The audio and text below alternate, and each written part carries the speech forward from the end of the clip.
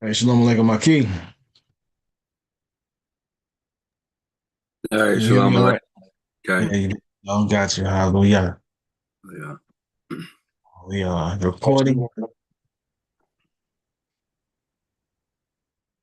and live. So tonight we're going to be going over Matthew 7.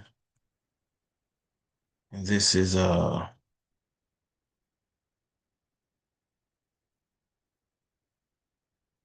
with judgment. Tonight we're dealing with judgment. And so this is in light of what we're going to be reading on Shabbat, which is Parashat Mishpatim, judgments. So it only makes sense to cover that for tonight as we go over Matthew 7 and some of the teachings of Rav Mashiyach Yeshua ben Yosef in light of what we will be covering as Moshe gives some insight and instruction on the Torah following the giving of the 10 words, the 10 commandments that were shared with Israel on Mount Sinai. So it is now officially 7 p.m. I want to say shalom alaikum to all YouTube world. Again, shalom alaikum to you, Aki. And let me go ahead and share my screen as we get ready to go over the blessings of Deuteronomy 28, 1 through 14. Excuse me. And then we'll be going into the blessings before the reading of the Berit Hadashah, the renewed covenant. And then we'll get into our main reading, which again is Matthew 7 in its entirety. And then we'll have a brief conversation covering the content in light of what we're dealing with this week's Parsha again, Parashat Mishpatim. But let's go ahead and get into a meditative mind before we get into our reading of the blessings of the Brit Hadashah. We're going to read the blessings of the Torah first. Deuteronomy 28, 1 through 14 reads as follows. Now, if you obey Yah your El to observe faithfully all the commandments that I enjoin upon you this day, Yah your El will set you high above all the nations of the earth. All these blessings shall come upon you and take effect, if you will but heed the word of Yah your El. Blessed shall you be in the city, and blessed shall you be in the country. Blessed shall be your issue from the womb, your produce from the soil, and the offspring of your cattle, the calving of your herd, and the lambing of your flock. Blessed shall be your basket and your kneading bowl. Blessed shall you be in your comings, and blessed shall you be in your goings. Yah will put to rout before you the enemies who attack you. They will march out against you by a single road, but flee from you by many roads. Yah will ordain for you blessings upon your barns and upon all your undertakings. You will be blessed in the land that Yah your El is giving you, as Yah swore to you. You will be established as a Goy Kadosh, if you keep the commandments of Yah your El, walking in those ways. And all the peoples of the earth shall see that Yah's name is proclaimed over you, and they shall stand in fear of you. Yah will give you abounding prosperity in your issue from the womb, the offspring of your cattle, and the produce of your soil, in the land that Yah swore to your fathers to assign to you. Yah will open for you that bounteous store, the heavens, to provide rain for your land in season and to bless all your undertakings. You will be creditor to many nations, but debtor to none. Yah will make you the head, not the tail. You will always be at the top and never at the bottom.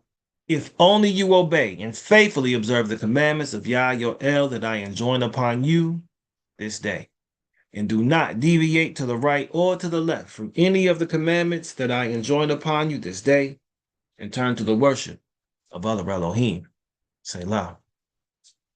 Blessings of the Brit Hadashah, the renewed covenant. Hallelujah. Baruch atah Yah Eloheinu melech haolam Asher notan lanu Mashiach Yeshua, Hadebarot shel habarit hadasha, Ruchataya, ten habarit hachadasha. Amen. Blessed are you, Yah El, King of the universe, who has given to us the Messiah Yeshua and the words of the renewed covenant. Blessed are you, Yah, who gives to us the renewed covenant. Amen. One thing I want to do before we get into our reading is look at the word Mishpatim and Mishpat, starting with Mishpat, of course. Again, this is our theme for this week, as a matter of fact. So if you haven't been noticing things around you that are relative to judgments, to things that are dealing with putting things in order, right? Alignments, right rulings, things of that nature. Well, this is that season that we're in. But judgment, mishpat, the word in Hebrew is mishpat, spelled mem, sheen, peh, and ta. Okay. This is the result. It means the result, a stall. What is rightfully due as from service. It is an assigned or ordained position of light as the right mishpat of the firstborn. It is an ordinance of marriage, a positioning of unity, an ordinance of priesthood, a gift of service, any measurable fire manifestation pertaining to our composition as the fulfilling roles of son, daughter, mate, father, mother, order, to which these also bring the ordained personal gifts, which are bestowed on behalf of the unity or wholeness of the tabernacle state. It is the means to maintain fullness, to keep together all gathered. Literally, the spiritual assimilation, sheen, of the fruit or utterances, peh, of the universe, ta. The spiritual assimilation of the fruit or utterances of the universe. It has a value of 429. It is also dealing with renewal in the extensions of community as well as complete measurement of coverings. As relates to the plural word, mishpatim, we find that it means responses, evaluations, results, consequences of using the faculties, the consequences of using the faculties, the blessing that position us in life, the blessings that position us in life. Literally, it is the release, the mem, of wisdom, sheen, uttering, peh, truth, ta. The release of wisdom, uttering truth, to manifest the positions of the life's fullness. Value 479, with the yard and mem added to it. Signs of discerning are gathered mutuality. Say loud. This is what Mishpat and Mishpatim have as their meanings and their ideas that associate with what these letters spell into a word. Very important. And for now, the words of our master. Matthew 7 reads as follows. Do not judge, lest you be judged. But with what judgment you judge, you shall be judged. And with what same measure you measure or you use, it shall be measured to you. And why do you look at the splinter in your brother's eye, but do not notice the plank in your own eye? Or how is it that you say to your brother, let me remove the splinter out of your eye, and see your plank is in your own eye? Hypocrite, first remove the plank from your own eye, and then you shall see clearly to remove the splinter out of your brother's eye. Do not give what is set apart to the dogs, nor throw your pearls before the pigs, lest they trample them under their feet and turn and tear you in pieces. Ask, and it shall be given to you. Seek, and you shall find. Knock, and it shall be opened to you. For everyone who asks receives, and he who seeks finds, and to him who knocks it shall be opened. Or is there a man among you who, if his son asks for bread, shall give him a stone? Or if he asks for a fish, shall he give him a snake? If you then, being wicked, know how to give good gifts to your children, how much more shall your Father who is in the heavens give what is good to those who ask him?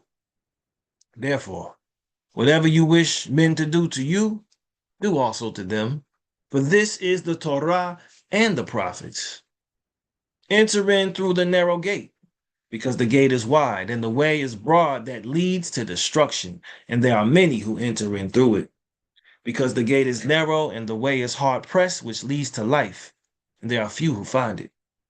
But beware of the false prophets who come to you in sheep's clothing, but inwardly they are savage wolves.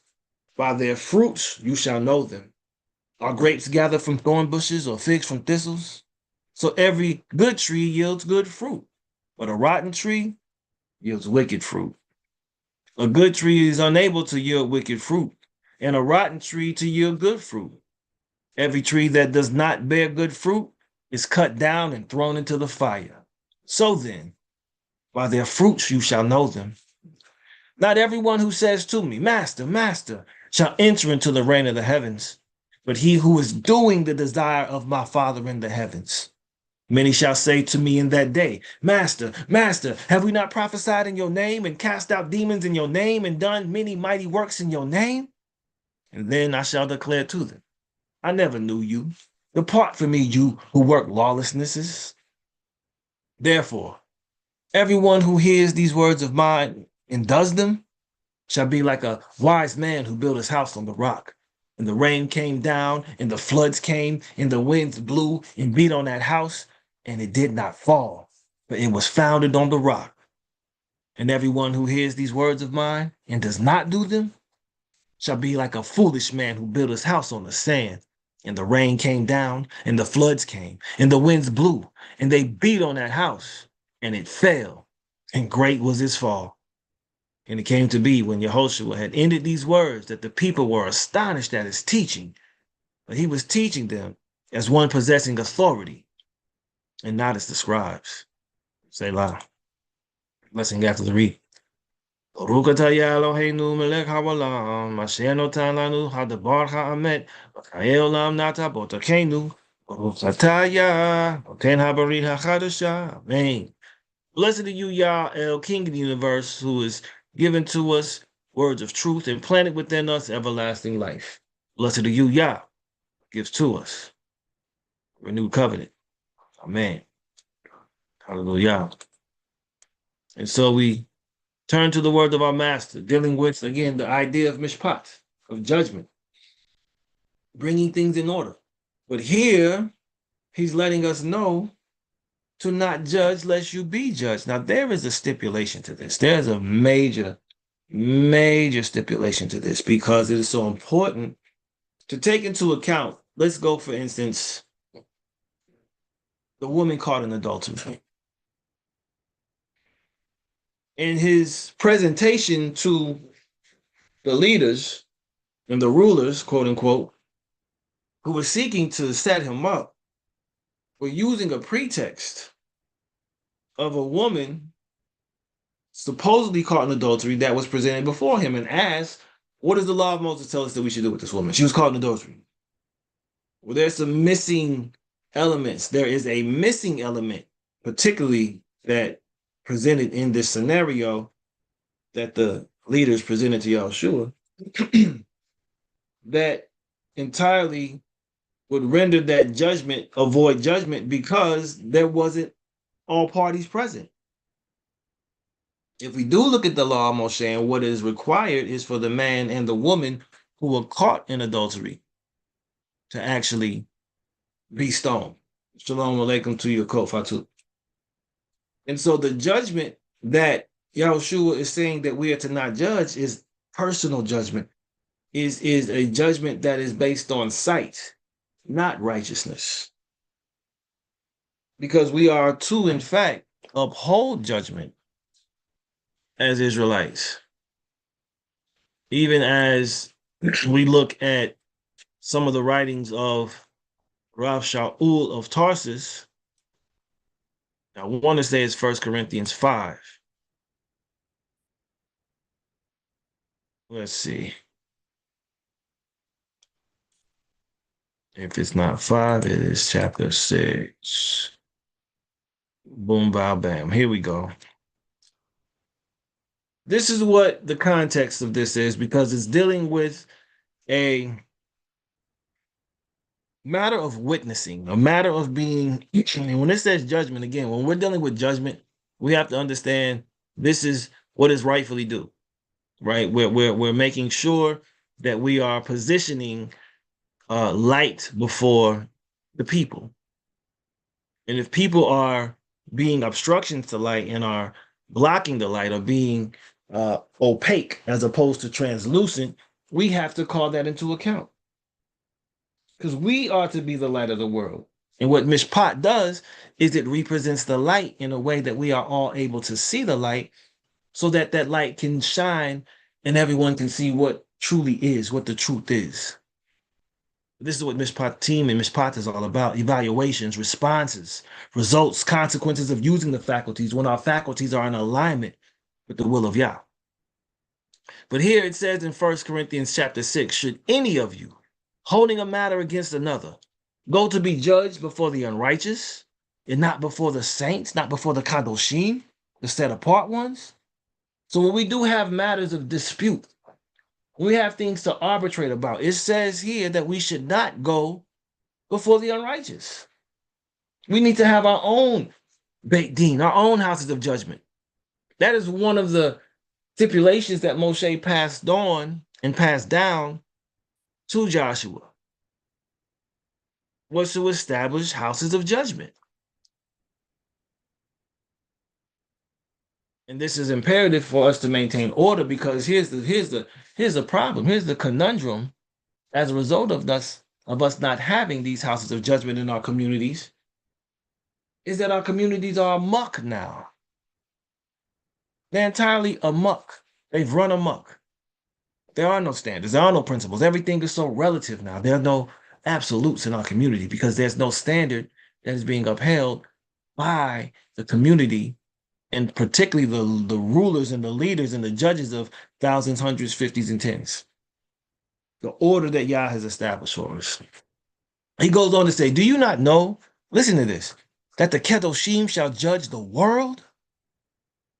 Our role is to make sure that the kingdom of heaven is being administered and individuals are in alignment with the will of our king, which we are responsible for manifesting. And if the world is judged by you, are you unworthy to judge the smallest matters? Let's contextualize this.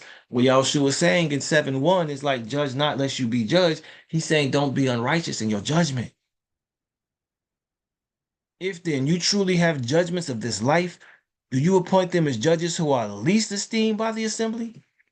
This is what Moshe was just told by Yitro in Exodus 18. Like, what are you doing? I'm making the will of Yah known to the people. You know, when they have something to arbitrate about, they come to me. So you're gonna wear yourself and the people out. Teach them the Torah. Teach the rulers of thousands, hundreds, fifties, and tens that if they can't find it out or figure it out themselves, go to them. If y'all can't figure it out, come to Moshe, and he'll give you the will of the Most High. But why are we not raising up the right people to make these judgments in our own community? Why do we have to go outside of our community for justice? Why do we got to go outside of our community for anything should be the real question. He goes on to say in verse 6, but brother against brother goes to be judged, and that before unbelievers. Already then there is a failure with you that you have lawsuits among you. This is what the problem is right here. Why are we wronging each other? Why do we have to make these judgments? Why not rather be wronged? Why not rather be cheated? But you yourselves do wrong and cheat. And that to your brothers, right? So that's the issue.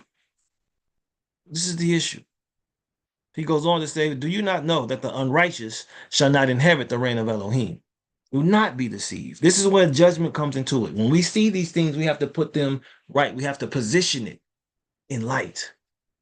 Neither those who whore, nor idolaters, nor adulterers, nor effeminate, nor homosexuals, nor thieves, nor greedy of gain, nor drunkards, nor revilers, nor swindlers shall inherit the reign of Elohim.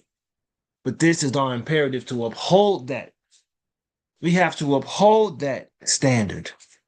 We have to make sure that we're positioning these things and making sure that our faculties are clear so that we can make sure the right consequences are being distributed in light of what is being done.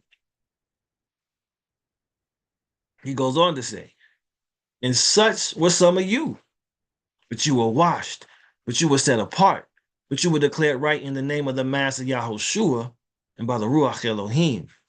He goes on to say here, all is permitted me, but not all do profit. All is permitted me, but I shall not be under authority of any. And this is what he's saying. Why do you judge?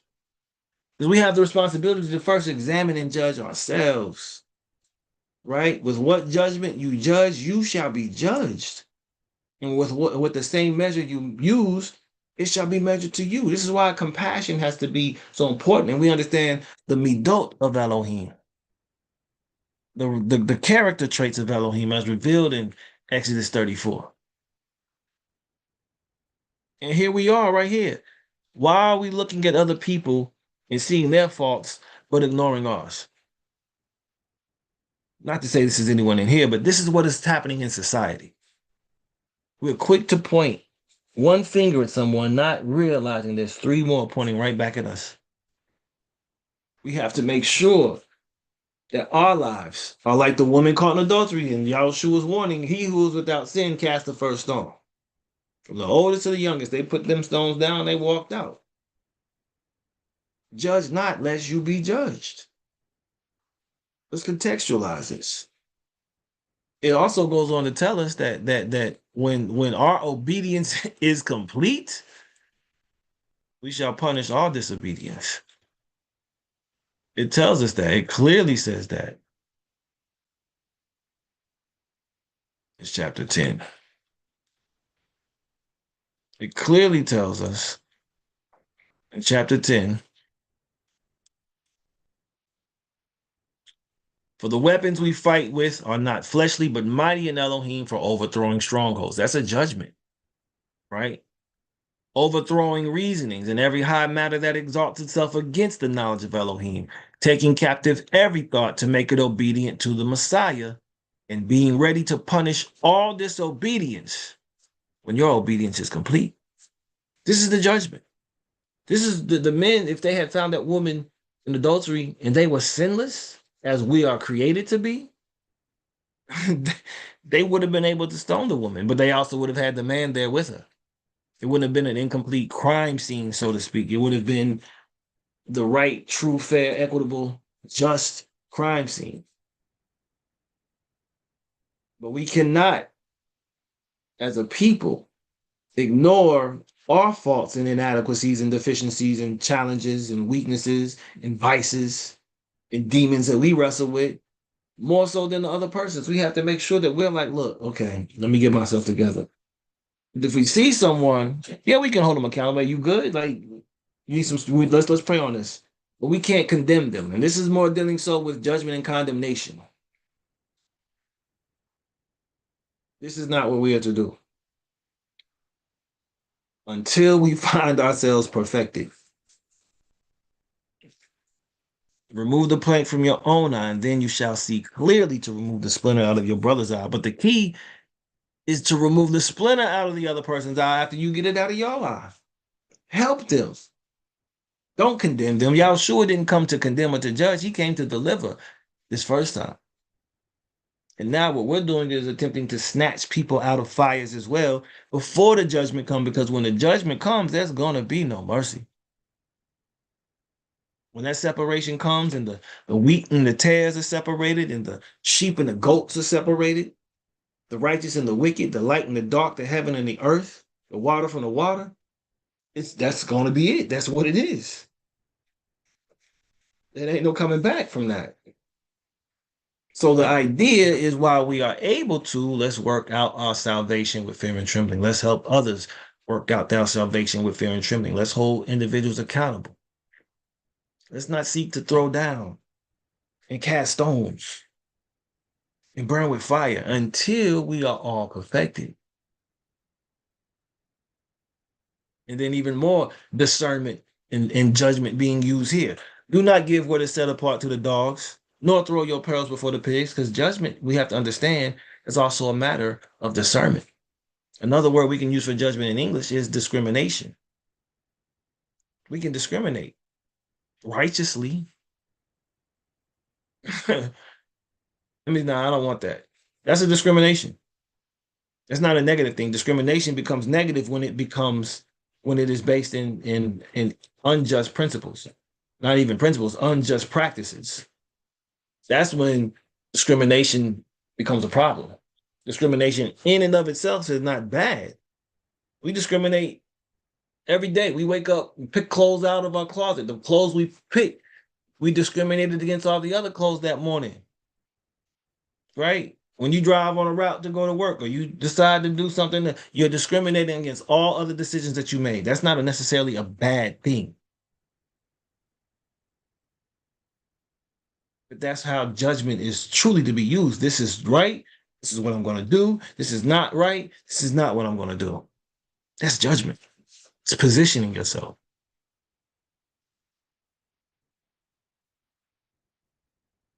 It's so important because we have to make sure that, we got to do our proper vetting. We got to know who we're associating with. We have to know what to measure and extend and what to measure and not extend. Because some will take advantage of things, trample them under their feet, and you with it. Right? We have to make sure that we are presenting to the right people right information.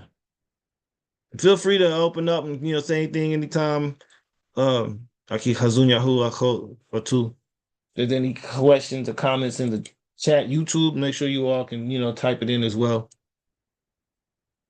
But this principle here is very interesting. Ask, it shall be given to you. Seek, and you shall find. Knock, and it shall be open to you. Come on, Aki, I see your hand up. Yes, sir. Your microphone. Hey, shalom, everyone. So I'm glad you're putting it in the chat so I can kind of prepare. I did some notes a little bit, and I want to see kind of what you think about this as well.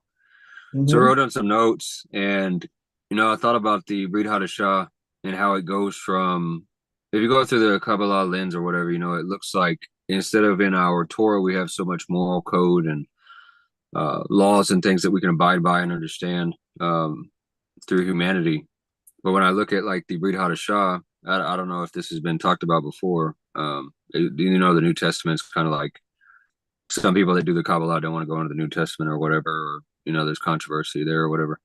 But so they wrote down that it goes from like a moral code in the Tanakh into a deep map of the divine attributes and the journey of the soul in the Brit Hadashah. But one thing I was thinking about is throughout the Brit Hadashah, especially the book of Mishpatim, we see it go beginning from like a physical action or like a Malkuth perspective, and then it works its way through Tifereth, the beauty in the heart, and it ends with revelation and understanding. But the reason I bring that up is as you're talking through these first few verses, like kind of around verses 1 through 5, judge not that you be not judged, and it makes me think, because I've been thinking about it a lot lately, is Geborah and Hesed. So that judgment, but learning to balance out with mercy. And then the speck and the beam we looked at, I wrote down, if you judge someone harshly from a place of ego, you awaken the judgment in the upper realms against yourself. And then by practicing Hesed, unconditional love and kindness toward others, we can draw down mercy upon our own soul, balancing the scales. And that's when it says measure for measure, it makes me think maybe about something along the Mazzaroth. I would have to do some more study on that myself, but it just makes me think about the scales in our feast. Like, I don't know if there was a feast coming up or something like that maybe they were preparing for, where balance the scales, something along those lines. But I also had something to share, from that Jeff Benner website I told you, something to spark some interest. It's a short little paragraph, and then I'll jump off the mic. But it's no, you good. Okay, Kane. So this article says Shemitic origins of the book of Matthew or Matthew. While there are many textual evidences to show that the book of Matthew was originally written in a Shemitic language, probably Hebrew, Matthew 5:3 is a good example of this. Blessed are the poor in spirit, for theirs is the kingdom of Shemayim.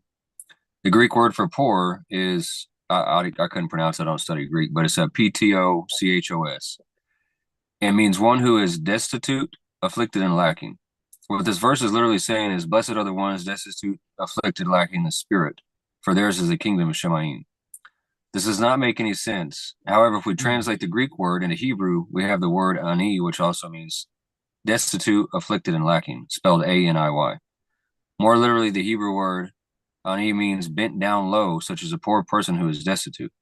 But this Hebrew word can also mean one who is humble, in the same sense of bending down low. Now, if we translate the Hebrew back into English, we blessed are the humble in spirit, for theirs is the kingdom of heaven. By understanding this passage from its Hebrew background, we are able to better interpret the New Testament Bible. And another proof for an original Matthew is the overwhelming number of church fathers who had stated that the book of Matthew was originally written in Hebrew. In 150 to 170 CE, we got Papias. Matthew composed the words in the Hebrew dialect, and each translated as he was able. A quote by Eusebius Ecclehist, it's Ecclhist, I guess it's abbreviations, 339. Ecclesiastes, yeah. Okay, Ecclesiastes, okay, gotcha. Ecclesiastes is more so their law. Okay. And then in 170 CE, we had Irenaeus. Matthew also issued a written gospel among the Hebrews in their own dialect against heresies, 3:1. And then in 210 CE, we have Origen, spelled Origen. The first gospel is written according to Matthew, the same that was once a tax collector, but afterwards an apostle of Yahushua HaMashiach, who having published it for the Jewish believers wrote it in Hebrew. And then you got a couple more people in this and then it kind of finishes it up. But in 315 CE, we had Eusebius. Matthew also, having first proclaimed the gospel in Hebrew, when on the point of going also to the other nations, committed it to writing in his native tongue, and thus supplied the want of his presence to them by his writings. Then you had Epiphanius in 370 CE. Epiphanius. Okay, hold on. They, the Nazarenes, have the gospel according to Matthew quite complete in Hebrew, for this gospel is certain is still preserved among them as it was first written in Hebrew letters. Panarian 2994. And then Jerome in 382 CE, Matthew, who is also Levi, and from a tax collector, came to be an apostle, first of all evangelist, composed a gospel of Mashiyach in Judea in the Hebrew language and letters. For benefit of those of the circumcision who have believed, who translated into Greek is not sufficiently ascertained. Furthermore, the Hebrew itself is preserved to this day in the library at Caesarea, which the martyr Pamphilus so diligently collected. And then the last part of 850 CE, Ishodad, Matthew's book was in existence in Caesarea of Palestine, and everyone acknowledged that he wrote it with his hands in Hebrew.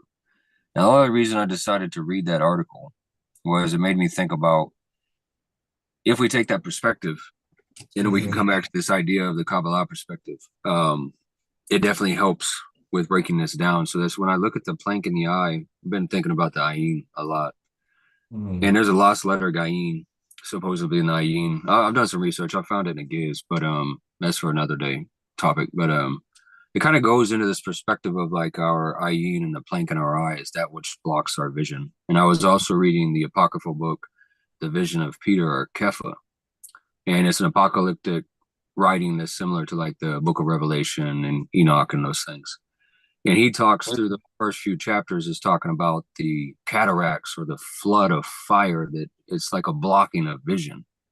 So it makes me think about this well is that with this judgment through Gavora, we see a blindness. And that's why I think it's really important to read this text and see that in our day and age, this is also what happens within religion. But because of the judgment upon the churchgoers, they have been blinded. So, okay. Right. Or the lack thereof, the true lack of judgment. I appreciate that, because what we're supposed to do is restore everything to its original. So bringing those principles out are very crucial. And I'm glad you brought up the Tree of Life diagram because Deen and Gevurah, judgment and strength are interchangeable. And of course, it's balanced with mercy. And this is where we have to really understand how the process of judgment works. Again, we're not to judge by sight. We're going to deal with this particular week in Parashat Mishpatim, where Moshe really lays out how we are to judge. Don't take bribes, right? These are the things that are very important, not to be self-seeking, to be selfless in this and to really seek justice. Justice shall you pursue. And this is so important because that is what the result of this all is equity, which produces oneness. And so if we're judging from personal standpoints and not balancing the equation, we're leaning too far on the left or even too far on the right. If we're not holding the guilty accountable or we're condemning the innocent, we have to find that middle path where we're truly delivering justice the way justice is to be delivered. And making sure, first and foremost, as individuals in this august and esteemed body, that we are all upholding it ourselves. That's why verse 4 and 5 are so important, right? Clean out your cup, perfect your obedience. And then that's when we will be able to see all things and truly administer this kingdom and deliver justice in the most righteous way. So, Todah for that. That's excellent. To get this mind back. Come on, Akeem. Yes, sir. Okay, and Toda, I'm Sliha, I missed something. That Matthew 7:6, the pearls before swine, and I know you could elaborate on this more, since you got more wisdom to kind of break it down. You help it come to the class more efficiently. But what I kind of wrote down was when we look at that with the dogs and nor cast your pearl before swines. Okay, is it possible that this could tie into like the contraction and the Zusum and the vessels? Because if you look at that, what I thought about was Hokmah, right? It's our higher frequency energy. But Mm-hmm. if you look at the dogs and the swine, the vessels for if a person's vessel is coarse, like the circumcision of the heart, if it's a Mm-hmm. hardened heart, Right. it's driven purely by animalistic selfishness, which could be the swine that cannot Mm-hmm. contain the light, and then the energy will shatter them or be stolen by the other side, the Sita Akra. Could you maybe expound on that verse 7:6 that kind of ties into those topics? Mm-hmm. And you're connecting it to Simsum, huh? Cain, My yeah, the mind. Okay. contraction, Cain, the contraction, the Okay. restriction of the vessels, Cain. Okay. Okay. So with wow. And everything is about balance. So when you're contracting and expanding, you're dealing with Simsum. Contraction is like, okay, now justice is being uh overly applied, right? There's too much uh, tension right now, right? And so with the dogs, looking at the dogs is more of a restrictive type of contracted consciousness, and that dogs, they're unclean as well. They're scavenging, but their nature, of course, is to pack, and to bring things together in that sense where they're very um tight knit, right? And so this tight knit aspect can really miss a lot of what we need to really see outside of this particular milieu, this environment.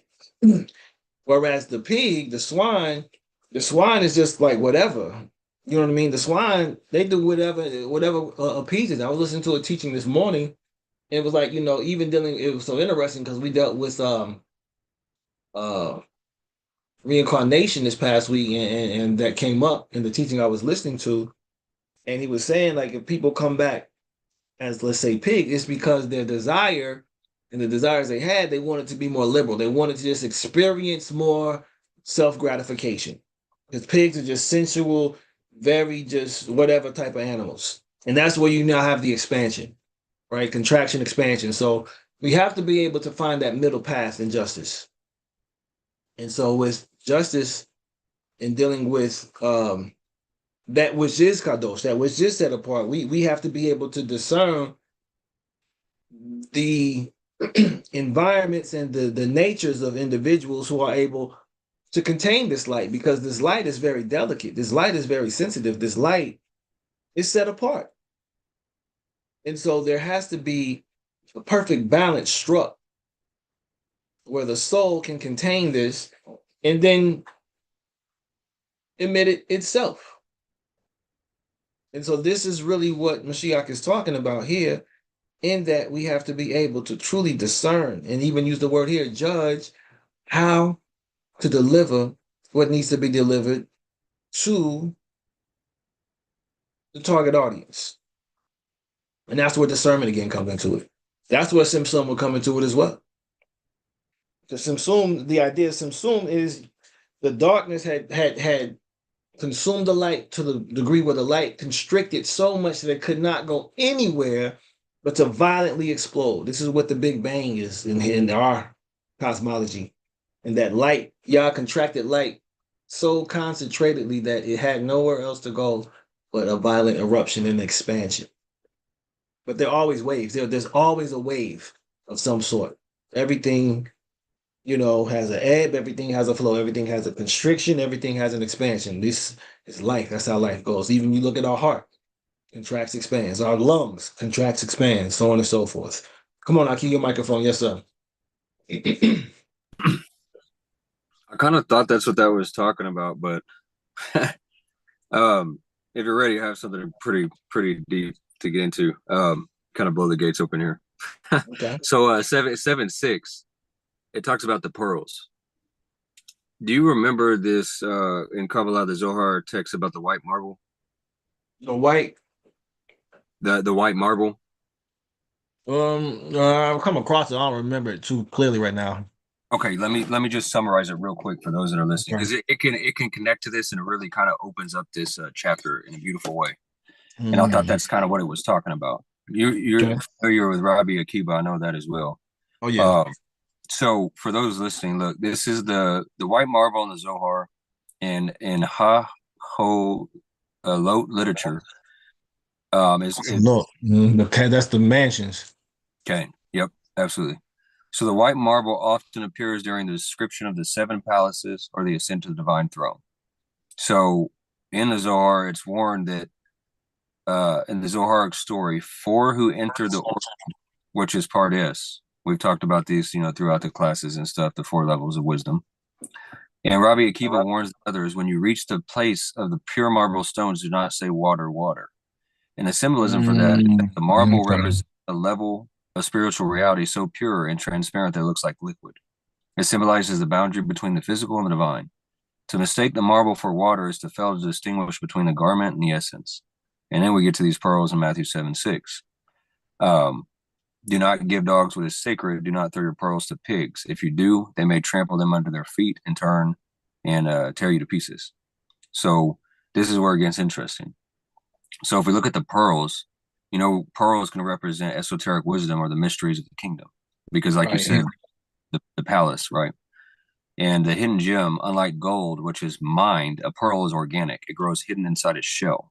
And this can mirror the idea of the inner dimension of Torah, which is hidden within the shell, the klipot, the literal stories. So then when we try to connect this, don't cast them out. I think it could tie between the concept of guardianship of mystery, right? And as the purity represents the clarity of the supernal realms, precious, unblemished nature of truth.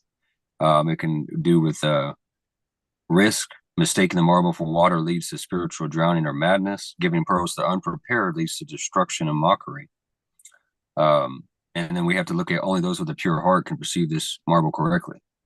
And in a white stone connection, interestingly, there is a third bridge in Revelation 2:17. So so now I'm understanding how that was kind of connected to what I said earlier, which mentions white stone given to those who overcome. In many mystical interpretations, this white stone is inscribed with a new name, representing the individual's direct secret realization of Elohim. So generally a practical warning about discernment. Kabbalists would argue that the pearls are the white marble experiences, the crystalline high vibration truths of the upper worlds. Both traditions agree if you share these high-level white truths with those who are still operating on animal instincts, the pigs and the dogs, the wisdom will be trampled because it has no value to the ego. That was very insightful. Yep. That's excellent. Torah. Hold on for sharing that. No, that's excellent. And that's the discernment that was required because, again, these teachings are so, you brought up Pardes, there are layers to it. And so the secrets aren't given to everybody. That's why these books are written this way, because they're hiding the true meaning from those who are not worthy to carry it out. They won't even carry it out. I don't know if anybody's seen the Book of Eli, but the Book of Eli is an excellent example of how the misuse, the misappropriation, the misapplication, right? The misinterpretations of scripture can truly empower people, but also enslave others. Excuse me. Because religion, this is what has been used these past really 3,000 years to enslave people and to pacify people and to control people, sheeple. And so this is why this is being brought into light in this particular passage, because what Mashiyach Yahushua is doing here is he's truly giving us an accurate purview of what Mishpat is all about. This is a Mishpat. This is a judgment. Not to give what is set apart. That's a judgment. It's a judgment call. Because we have to first and foremost govern ourselves. That is what the positioning is all about. Right? An assigned, ordained position of light has the right mishpat of the firstborn. Right? Keep in mind, Israel is the firstborn son of Yah. We read this in Exodus 4. Israel is the firstborn son of Yah, and this is our right because Yah has given us Torah. We have the inheritance to carry this out. A positioning of unity. That means we cannot allow that unity to be imbalanced. It says to guard the bond of unity. This is what Shaul writes also. So this is excellent. Torah for bringing that up, Aki. And so this parable of asking, seeking, and knocking is important because we have to know how to ask properly. We know James tells us, why are there fightings among you? Because you're desiring what you want, and if you do ask, you're asking because it's your desire. You're asking evilly, and so you still have to contextualize this. It's the effort that we have to put into this, the righteous effort, in the right spirit, according to the right will. If we're seeking or asking Yah for things according to his will, we know it shall be given. There are conditions to this, but these conditions are clearly stated here, but I will give you this insight for sure. His taught ones knew what he was talking about. Because here's another flip side to this. Yeah, you can ask for things and get things, but it may not be from the source that you thought it came from. And I'm not saying it's a whole nother power source, but there are still other outlets by which individuals are able to access things that are not righteous, that are not true. Aki Shakir, Shalom Aleichem. And when you seek the kingdom, seek ye first the kingdom of heaven and all of its righteousness. Then these things shall be added unto you. And then lastly, you knock on the door to the kingdom again. So these are very contextualized. And I will even say this, judgmental pursuits that we have to also engage on. Your hand is up, Aki. Hazun Yahu, your microphone, my brother. Okay. I never thought about this before, man. I really like the fact that you said that this is times of tikkun olam, or cosmic rectification, or redemption, or restoration, right? In the book of Isaiah 51, we look about, I forget the verse, it's towards the end, but it talks about a restoration of the breach. And it's one of my favorite verses. Now, if we think about a restoration of the breach, and we're looking at the books of Matthew through a Kabbalah lens, man, it makes these books come to life in a way that I never expected. And it's Isaiah 51. It's towards the bottom. It starts to say something about the restoration of the breach. I'm not sure what words it'll use here. I want to say it's like the last few verses, I think.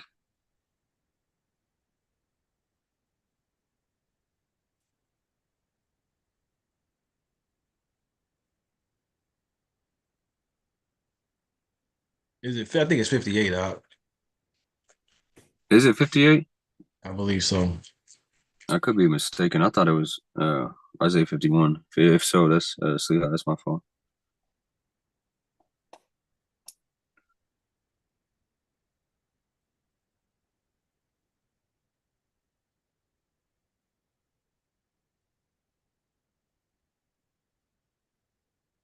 Right here. Yeah, just it. Oh, you found it. Yeah, they don't put a Restore breach, of but lands for habitation. Okay.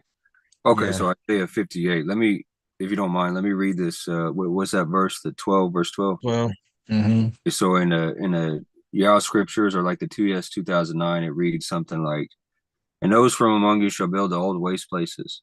You shall raise up the foundations of many generations, and you will be called the repairer of the breach, the restorer of streets to dwell in." Now, Mm-hmm. the reason I like that verse is where I'm about to go into next. Is it makes me think about if we know that some of these books in the New Testament were written in Hebrew, it really allows Israel to see the controversy of, like, we read Tanakh only or read Hadashah and we don't really get it, whatever, And I was trying to figure out how to be a restorer of the breach. How can I, as an individual, be a vessel to help us see the New Testament in the lens of the Tanakh? And we know that most of the scripture in the Brit Hadashah is just repetitive from the Tanakh, because the Tanakh was written in stone, and then everything else is repeated throughout the rest of the book. But with that lens that we can look through, it really gives us back the context to go back into Torah, and helps us to see these precepts that we're understanding. So Mm-hmm. Matthew 7 through 11, you just kind of finished up saying those couple of verses. Mm-hmm. And it says, ask, seek, and knock. And maybe you could help me on this, because I'm still learning these levels. Like, I know them, I'm familiar with them, but I'm learning the levels of Kabbalah. Right. So ask, Pardes. no, like the Sia and all that, and Baria. Oh, okay. Oh, okay. So you're done with the worlds. Okay, okay, okay. So if we look at 7 through 11 from that perspective, the word ask can be the world of action, right? Because we ask by making the physical effort. It's how we ask, Sia. And if we seek, which is like the world of the Hebrew word formation and emotion, engaging the heart. So we're seeking with our heart. That can be Yetzirah. Now, and then knock. It talks about knock, or vibration, or opening a door, which could be Baria, the world of Yeah. creation and intellect, demanding entry into higher consciousness. So it seems, and it's been very interesting, because with me and you, through our little sessions on Sunday, through this progress of Tehillim 119, I'm seeing this, like, starts out kind of like harsh, like the first couple of chapters of, or I mean, the first couple of verses is kind of like intense, and then Mm-hmm. throughout the throughout the verses, it kind of brings it back to a more positive, kind of like unraveling and opening up what we're doing. Now, those verses, knock, I mean, ask, seek, and knock, from the perspective that you learn, what do you think, and how can those tie into those worlds, so that we could benefit from understanding that, Wow. as far as from this That's chapter? that's that's that's heavy. That's heavy. What verse is that? Verse 8. Let me do this here. Okay. Yeah, I'm Kiko trying to. Hama. I like Elihu's attitude lately.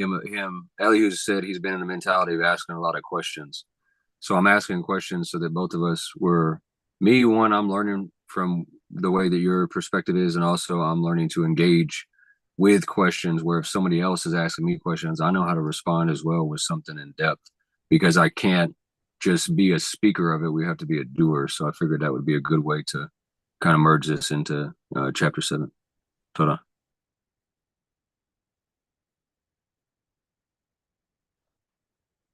So Kiko Hasha'el Yichabel Lachaderesh Yamatz Wecha Da Pach Yipatach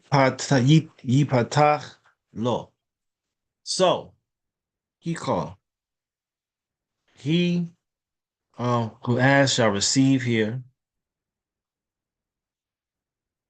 Yichabel, this is to seek out, right? This is how it is received. Oh, he who asks shall receive. Yichabel. Oh, right here. So this is when you ask, you receive. Yichabel. Oh my goodness. Right. So this is about seeking out the wisdom of Yah. If you ask for the wisdom of Yah, you will receive it. Because this is about the tradition. You can see here Kabbalah. This is about Kabbalah. This is the transmission of the understanding. If you're asking for it, you have to have that desire. What are your desires? And so, worldly wise, Mm. Let me go on. Daresh. So this is study, right? To seek, and you shall receive. Wahadabach, Wahadapach, knock, and it shall be open. Yipatach, lo, to you. So, mm,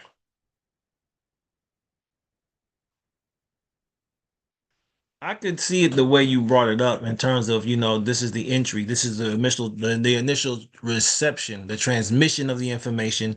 Now you're starting to study it out, right? Darash, which is the word where midrash comes from. Now you're starting to engage in studying it, right? Seeking it out. You're starting to unravel and learn the more inner meanings of things. And then when you knock, when you're ready, the master will appear, right? So now you're going into the higher formation of things, which then leads to which leads to the realm of emanation. And so you are now you're the one being opened up. So this is now an opening that is taking place within. And that is where all of this truly is to be made manifest for all of us. And this is the process. This is the journey. This is the way of reception, right? We have to understand there are tiers, there are rungs, if you will, rungs that go up this ladder and lead us to the peak. So I can definitely see what you're saying. I had to come look at it in this light to understand um, from this perspective what is being said. But it's your microphone, Aki. Come on. Hopefully that provides some insight. Okay, most definitely always. Yeah, it makes me think about something real powerful because what do you need usually if you knock or you own a home? What do you have to get into the home? You have to have a key, right? And lately in meditation, I've been thinking about the keys of the kingdom or the key master, Mm-hmm. the keys of that weed, right? Hadon Mafteach. Mm-hmm. Now, Hadon Mafteach, the key master, the gematria, for those that are listening, is the numerical value we've discussed in some of the classes. The values of each letter and add up to its mathematical equation. As we say, what is today's mathematics? So 528 is the gematria of Hadon Mafteach. That is the same frequency of DNA healing and restoration. Okay. Now check this though. If you add those things up, 7 and 8 is 15. 5 plus 2 plus 8 is 15. Now the word for judgment is also comes out to 15 as well. So break it down. Yep. And the key, if you don't have the keys to the kingdom, you fall under judgment, because if you don't have the keys and you're running around frantically trying to discover this wisdom through the levels or purity or trying to find that white marble, how can you get there if you don't know what house or what door to knock on? So I think about that scripture, chapter 7, seek and you will find, knock and the door will be open. But you can go knocking anywhere you want. You see these kids playing ding dong ditch when they're getting in trouble and knocking on doors and running, but that's not their home. So I think the important thing about those verses so far, I take from that to bring it back down to a grounding level, right? Kind of in Malkut, kind of level it out here. To bring it back down to that level, it makes me think about if we were in the Father's mansion and we were to take care of it, there's a very distinct knock when you know it's your home. If you're waiting for your partner or spouse to answer the door and you knock, they know you're knocked. And Yahushua said, knock, right? And the door shall be opened, because we're aware of who's coming into our home. And in Hebrew culture, we're very hospitable people. We really make known about hospitality. Look at Abraham and his hospitality. Exactly. And they're all right in their hospitality. So you would think as many times as you have somebody come by your home and knock, you always know you get excited. You got a specific knock you hear from that person. You say, oh, it's so-and-so. So I think that kind of bringing it back down to like the childhood or childlike nature makes me think about taking care of our responsibilities and being able to walk into that home and not have Yahuwah or Yahushua say, whoa, whoa, whoa, depart from me. I never knew you. This isn't your house. You're in the wrong house. You're your home's down the road, man. You got, it's down there on the other end where it's dark. It's the streets with no lights, as they say. It's down there at the end where you can't see. Right. Okay. Wow. And that's what we're doing, repositioning in light. And that's an excellent way to put it, because here's where discernment comes into it again. Here's where judgment comes into it again, because we have to have the knowledge, we have to have the revelation of light to know what to ask. You have to know what to seek. You have to know where, like you said, where to not. These are the things that are requiring us to exercise that discretion, that judgment, to be in position to do this. And then he goes on to bring up the fish and the snake. Like if his son is hungry, right? He wants bread, you're gonna give him a stone. This is dealing with Torah. If he's asking for Torah, you're not gonna give him the world. But look at what happens a lot of times when our children, I'm bored. Well, go watch TV, or go sit down and get on here. Take my phone. Like, what are we doing as opposed to truly nourishing their soul? How are we nourishing their soul? Now, keep in mind, this is what this is talking about first and foremost. It's always dealing with soul matters. The scriptures are seeking to allow your soul to be in position. And that is through the spiritual sovereignty of Torah that Yah has given us. And so when it's talking about here, if a man among you asks for bread, or his son asks for bread, you ain't gonna give him something that's not bread, especially if you got it. If he asks for a fish, right? If you're dealing with, again, being fruitful, being reproductive, you're not going to give him a snake. You're not going to give him that nachash. You're not going to give him that beguiling the serpent, deceptive, very sensual and um, lower vibration, dust eating, slithering on his belly type of, you know, matter. You're going to make sure you're getting them the element. And actually, it's Mashiach. The fish, we know it points to Mashiach. The Dagon here points to Mashiach. Dog, to the Mashiach. So you're not going to deal with Nachash. Here, Nachash, serpent, in a word signifying sensory principles, which are the extremes of a person's life. This is because all animals signify affections of people, which is why the affections of angels and spirits in the spiritual world also appear at a distance as animals. Mere sensory affections appear as serpents. This is because serpents crawl on the ground and lick the dust, and sensory things are the lowest part of the understanding and will, being more closely connected with the world, fed by its objects and delights, which affect only the physical senses of the body. Harmful serpents symbolize sensory things dependent on the evil affections, on the Yetzer Hara, the evil inclination that form the interior motivations of the mind and people who, owing to the falsities accompanying evil, are irrational. Harmless serpents symbolize sensory matters dependent on the good affections that form the interior motivations of the mind and people who, owing to truths accompanying goodness, are wise. And this is more saraf. You have two types of serpents in scriptures. You have the saraf, which is the brazen serpent, the fiery serpent. Then you have nachash. Saraf is more dealing with your awakened nervous system, whereas nachash is dealing with your lower nature and the more reptilian mind, instinct, and sensuality. I saw your hand, Aki. Yes, sir. Your microphone. Okay, yeah, I'll make this one quick. I just thought about the animals, right? So if we think about in our culture as Hebrews, and those that are in the truth, Nazarenes, the one thing that we do within the language as the Hebrew language, we look at the characteristic traits of such things as fish and serpents, right? Their behaviors, maybe the way they move, what they eat, what they do, in their environment. So I think about a fish, and a lot of fish are the cleaners of the sea. And we were supposed to be the cleaners of the garden to maintain it, right?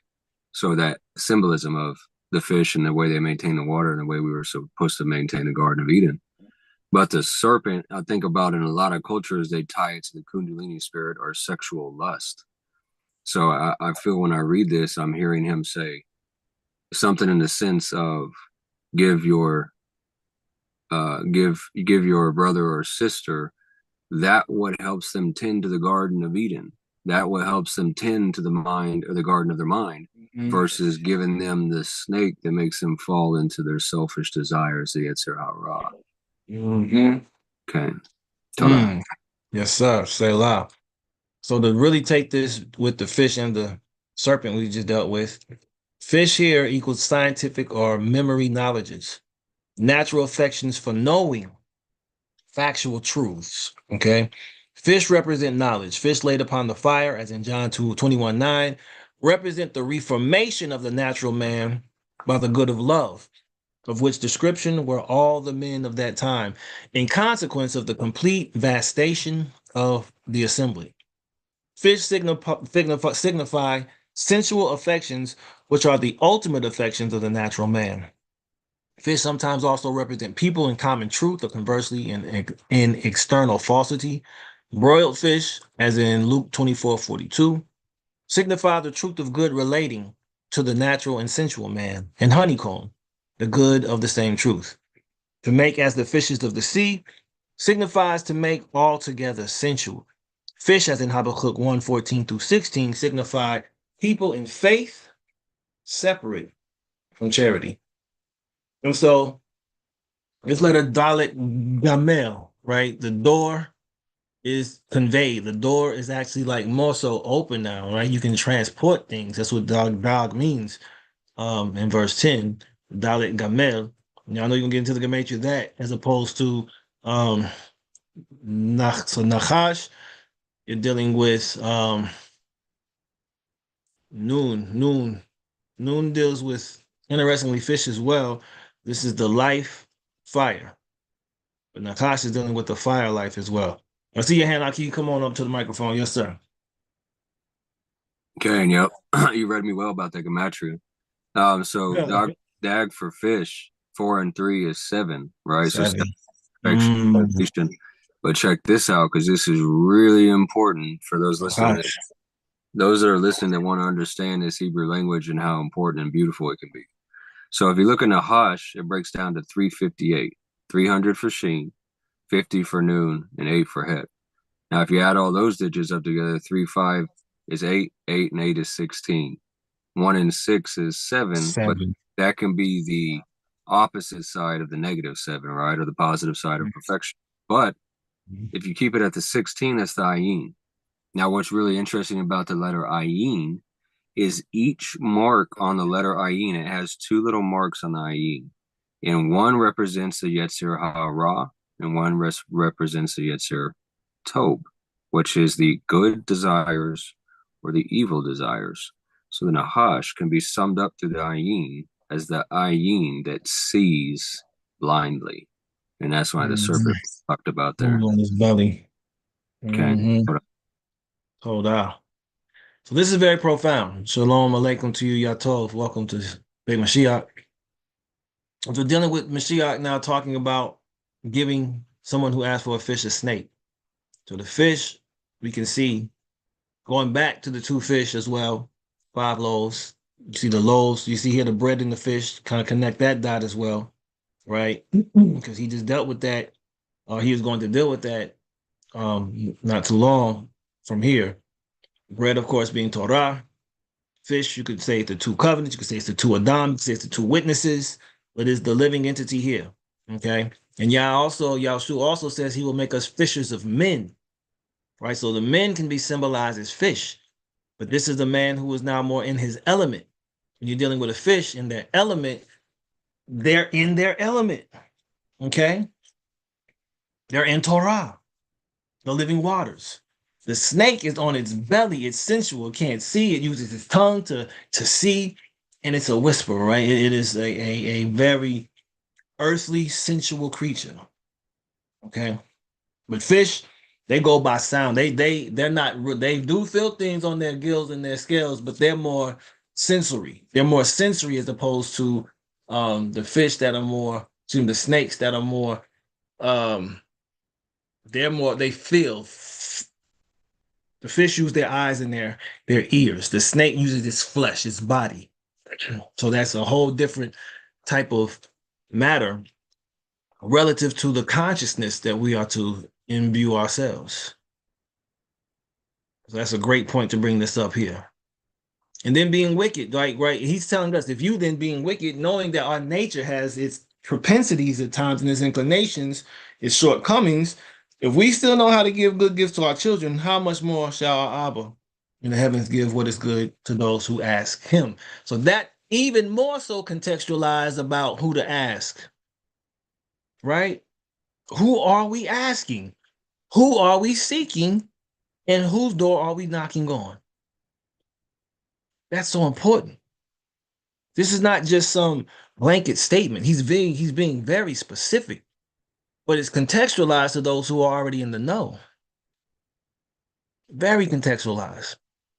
And this is all based on Torah conscience. This is based on becoming a Torah sage. This is based on studying the will of Yah, seeking Yah through his will, through his word, through his spirit. Therefore, he contextualizes even more. Whatever you wish men to do to you, do also to them. And then he just laid it out. For this is the Torah and the Naviim, the prophets. This is what this is all. This is the water. This is the water we are to be moving in. And that's what informs us on how to treat others, because we also know how to treat ourselves. Whatever you wish men to do to you, do also to them. That's why what does it says? Why yahavta l'reyecha kamocha. You shall love your neighbor as yourself. That's so important. We have to be able to love our neighbor as ourselves in order to know how to love. And the way that we know how to do that is through asking, through seeking, and through knocking. Then he takes it to another whole level. The narrow gate. Sha'ar. Let's see if they use that word sha'ar there. 13. Ba'u, ba'patach, hatsar, ki rachov, rachov. Here, so it's road, rachov. So then it was street, right? Hapatach, umruach, is that ruach? Umruach haderech, hamabi, la'abodan. So here, you're dealing with entering in through the narrow road. Hatsar ki rachov. Entering in through the narrow road. Hapotach umaruach haderech hamabi abadan. That's destruction right there. Abadan is destruction. Okay, because wide is the path, the derech, unto a place of destruction. So here in 13,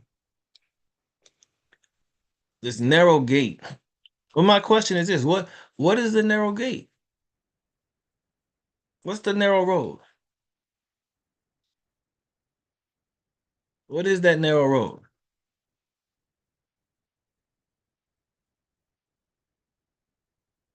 Ah, ba'u, ba'tach, ba'ftach, hatzar, hatzar. The narrow path. Kirachov hapatach, because it's wide and it leads to destruction, is that which many are walking on. Okay, so this narrow gate, we know, of course, is dealing with Torah, right? The gate in which he's discussing is the gate to life. And this is where that path, your walk, right? Your path, haderech, is very narrow. And this also relates to what he uses in terms of the eye of the needle, where he says that it's hard for a rich man to enter into heaven, and it's easier for a camel to enter in through the eye of a needle. But that is, of course, an allegory that is being used to show that a camel, to get into some of the gates of Jerusalem, they have to unpack, they have to unload many of the items as a dromedary that they're carrying to get into the old city. You got to like release some stuff. You got to trim some of that fat. Some circumcisions have to take place. And these are the things that we have to do. And this also lets us know how our circle is. Because if we're just walking on that broad way, which leads to destruction. There's a way that seems right into a man, but its end leads to death. This is what many of the world is walking on, and they don't even know. They're following the masses in a herd mentality. And we know that path leads to death. Aki Hazunya, who your microphone, my brother.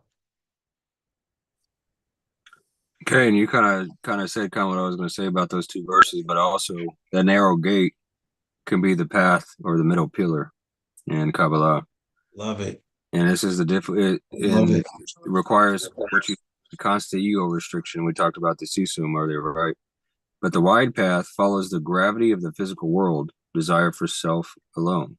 And a narrow path requires the refinement of the soul to pass through the eye of the needle, which is the point of the at, which is knowledge and connection. So for us to walk through that narrow gate towards the only way. And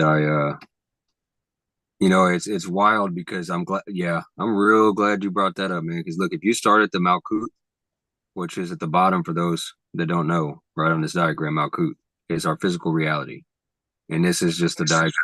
Our mechanics in our world works from a spiritual or psychological perspective, along with other things. But if you go through that narrow path, Moray, and you get to Tiferet, Tiferet is who? Yahushua and the Son. Mashiyach. It's Mashiyach, right. And keep that narrow path, it said, because the wide road leads to destruction. And if you go to the wide road, look to the left, man, the Gabora, right? Judgment. That wide road leads to destruction. And here we are, people lying, saying that Yahushua isn't somebody that knowed about the Etz Hayim. Come on, man. Come on. He just used the word Kabbalah, well, not the word Kabbalah, but he just mentioned Kabbalah in the what was that verses? As you shall receive. Okay. Yep. He called Hasha'el Yichabel. Right here. This is the root word of Kabbalah. Well, also that word mishpat for judgment, I forgot to say that earlier. One of the breakdowns of the gematria was 411, and that's the doorway to receive. And that's also the kaf, which is the word for Kabbalah, the receive. So okay, it all ties together. Toda. Yeah. Shalom alaikum to Aki and Moray Eli who just came in. Hallelujah. We're dealing with Matthew 7. And we just talked about entering through the narrow gate, verse 13. And we were talking about how this is Torah centered. This is very Torah centered. And we even brought it, Aki Hazunya, who brought it to Etz Chaim, the tree of life diagram. The narrow gate, of course, is the middle pillar. Okay. As opposed to going to the right or to the left. This is what Yahshua says, don't go to the right or to the left. Stay on the middle path. This is what even Abba tells us. Don't turn to the right or to the left. Stay on the middle path. Because we have to use Hakma, but we have to balance it with Binah. We have to use Gevorah, but we have to balance it with Chesed. We have to use Chod, but we have to balance it with Netzach. Right? We have to use understanding, but we balance it with wisdom. We use strength and judgment, but we balance it with mercy. We use splendor, but we balance it with victory. Because it all aligns in the center path, which is the narrow way that connects all these gates together. Very imperative. Very imperative. And so it's about, so you talked about Simsum earlier. It's about finding that balance in the contraction and the expansion. And that's what this is about. And it's hard pressed. You notice that this way, Haderech, is hard pressed. The gate is narrow. The way is hard pressed, which leads to life. You think about the birth canal. We don't know what it's like as adults. But I've been told and I've heard that for infants, as well as, of course, for the mother, it's a very uncomfortable process. The baby's face, either on the pelvic bone or on the tailbone, is pressed up on one of the two. However it's coming out. It's going through some disconformity or disformity. That's why you gotta put the head sometimes in a binding in order to make it be more round. Because if it's coming out that canal, it's got to cone a little bit. It has to. But this is also what the rebirth is about. And this is what he's talking about. This is a rebirth. He's dealing with a rebirth, a Techiyat Hamatim, which is a resurrection from the dead, also in the mental, in the spiritual, and also physical. This is very important for us to really take into account as we're dealing with judgment. And what is this all based on? Our judgments, our decisions, the ability to discern and to understand what it is that Yah has for us to do. Shalom Aleichem to you, Aki Saya. Another just came in. We're getting in here. Oh, Havet. Shalom Aleichem to you, Achot. We're dealing with Matthew 7 Shalom. today. Hallelujah. We're just dealing with this narrow gate and this path to life, symbolized by the birth canal, but also by Es Chaim, the tree of life. We just talked about that. The narrow path is the central path. And so Yahshua tells us to walk on the middle path. Don't turn to the right. Don't turn to the left. We do have some hands up. I love it. I saw the hand of Hazun Yahu. Let's go ahead and get Yatov come up here first, and then we're going to come back to you, Aki Hazun Yahu. Yatov, this is your microphone.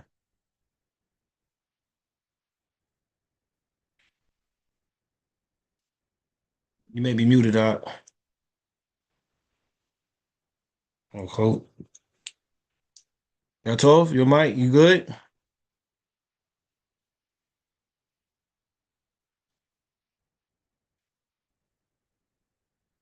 Ask you to unmute. Can't hear you yet.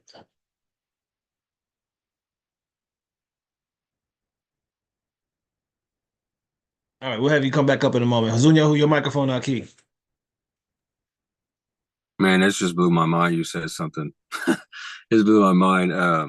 I've been thinking about, we got an eclipse possibly coming up Tuesday. I think it's February 17th, right? And I started studying I kind of talked to you a little bit about it. The sun and the moon, when they align on the top of the eclipse, is what they call the crowning, right? The concealment and the hidden light. It made me think about, you said the birth canal, when the child comes out, what do they say is crowning, right? The crowning of wisdom.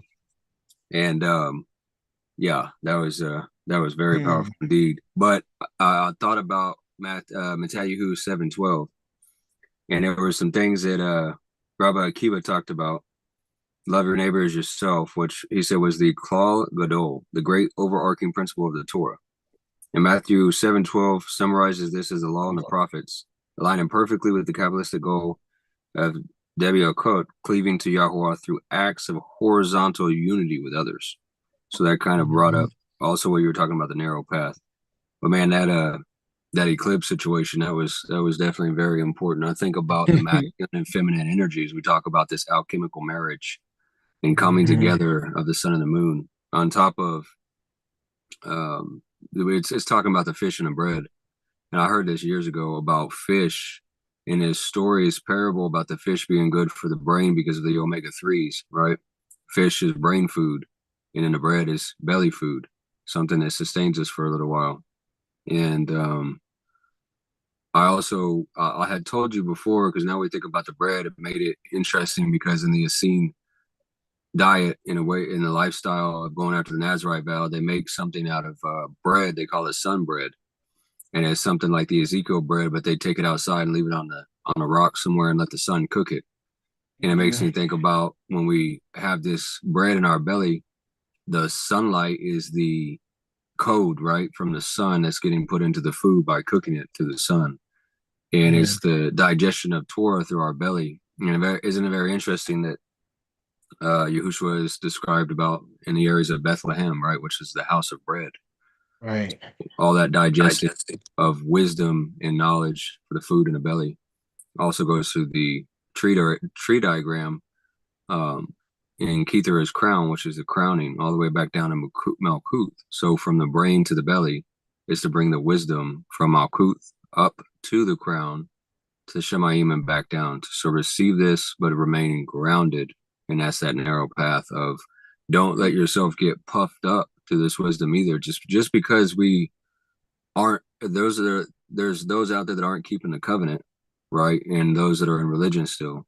But even us as Israel, or those that are coming into the truth, a lot of us I see all over social media get real puffed up real quick.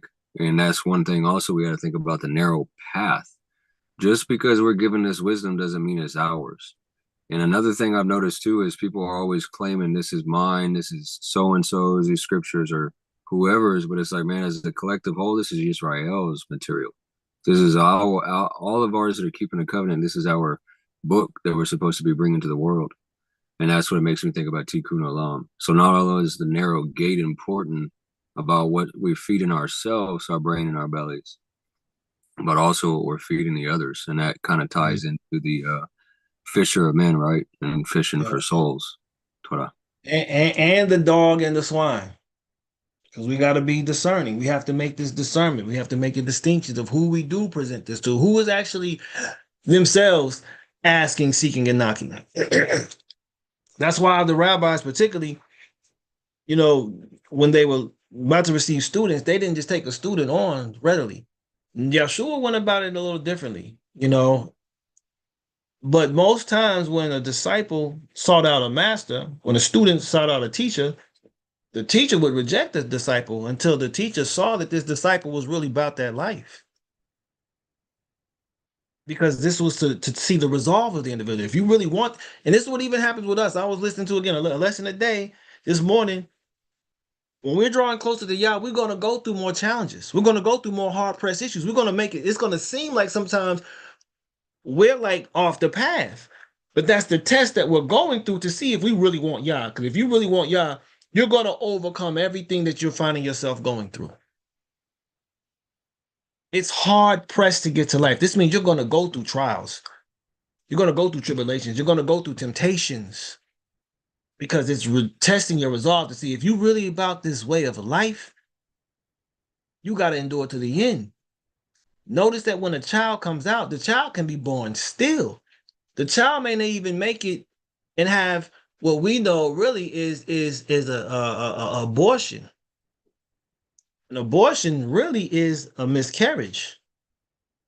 And aborticide is an entirely different matter, right? But that can happen as well as we're seeking our delivery into Olam Haba, into Malchut Mashiach, into the kingdom of Messiah, the Messiah, the Messianic kingdom. So all this here is about ensuring that the judgments we're making in life are in alignment with the will of Yah. Because here comes the distraction. Here comes the agitation. Here comes the serpent, the false prophets. Beware false prophets who come to you in sheep's clothing, but inwardly they are savage wolves, because what they're doing is they're lifting themselves up. They're not lifting up Abba. They're not lifting up Torah. They're not lifting up Mashiach. They're lifting themselves up. And you have to really listen keenly to discern and know who is of Yah, who is not. This is what Korah and Moshe had a dispute about. Korah was cold with it. Korah was cold. He had an all blue talit. I don't need to just put the blue in my CC. My whole talit is Techlet. I'm also Levi as well. You know who my daddy was, the firstborn son of Levi. What makes you think you a leader? I'm the leader. But if you listen, my man had a whole bunch of pride. And that's what sets people apart. That's where you get to see who's who and what's what. If you boast that you know Yah. Don't boast in yourself. Boast that Yah has shown you this. Boast that Yah has saved. Boast that Yah has set you apart. Boast that you spend time in Yah's word for the kingdom's sake. Because there's a whole bunch of false prophets out here who did not sit at Yah's feet, that listen to YouTube and learning off YouTube and not taking the time to learn for themselves. And that's the work we got to put in. That's the sweat of the brow that we got to do and to till the soil now to get that bread of life. But guess what? We all should be doing it. Because God said that we all should be, or Moshe said we should all be prophets. In Numbers, when Eldad and Medad kept prophesying, and Joshua was like, Moshe, These two men out here still prophesying. Tell them to stop. What you jealous for, Yeshua? For me? God wants all y'all to be prophets. Want all Israel prophesy. And so this is what we have to really come into this collective consciousness about. That's what we dealt with last week on Shabbat. The oneness of the mind of Israel relative to our consciousness of keeping Torah and what results from that. Because this is the result. Mishpatim is the result of Yitro, of our excellence of keeping Torah. Mishpatim results because now we're going to have a standard. We have positionings. We have ordinations to uphold one another in accountability with this Torah. I saw your hand, Aki Hazunya, who your microphone, my brother. Karen, I just thought about giving those that are listening and those that are in the comments a tool to think about here. Because I said something today about this, the verse 15, beware of false prophets who come to you in sheep's clothing, but are inwardly they are savage wolves. One thing we could think about in this world is real hard to find out who's telling you the truth, especially in this day and age. And like I said, in an ancient Hebraic way, as a nomadic traveling people, we studied the ways of nature and its characteristics and its functions, right? And wolves, what do? They're the one species, there's others, but they're the one species that if you throw meat out to them, they'll devour all of it as much as they can right then and there. They don't know how to save it for later.